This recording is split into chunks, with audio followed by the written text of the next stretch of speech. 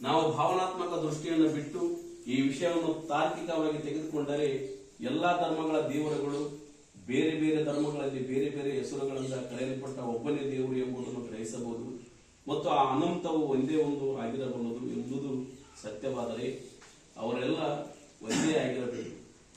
ಅನಂತವು ಒಂದು ಆಗಿರಬಲ್ಲದಾದರೆ ಅದೇ ಕಾರಣಕ್ಕಾಗಿ ಒಬ್ಬನೇ ದೇವರು ಇರಬಲ್ಲ.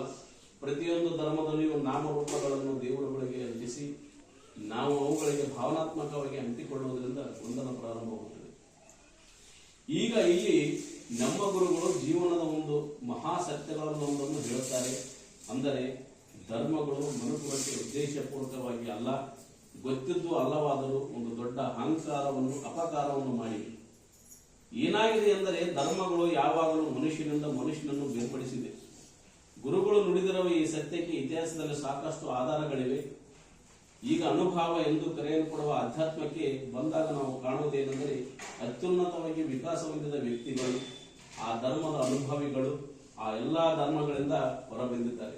ಉದಾಹರಣೆಗೆ ಕ್ರೈಸ್ತ ಧರ್ಮದಲ್ಲಿ ಅನುಭವಿಗಳಾದ ಎಕಾರ್ಟ್ ಮತ್ತು ಬೋಯಂ ಮತ್ತು ಇಸ್ಲಾಂ ಧರ್ಮದಲ್ಲಿ ಶ್ರೇಷ್ಠರಾದ ಸೂಫಿ ಅನುಭವಿಗಳು ಆಗಿ ಹೋಗಿದ್ದಾರೆ.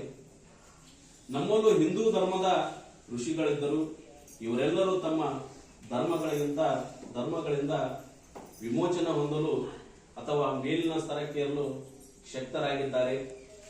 ಇವರು ತಮ್ಮ ಹಿಂದಿನ ಬಿಟ್ಟು ಹೋದ ಸಾಹಿತ್ಯವನ್ನು ಓದಿದರೆ ಅವು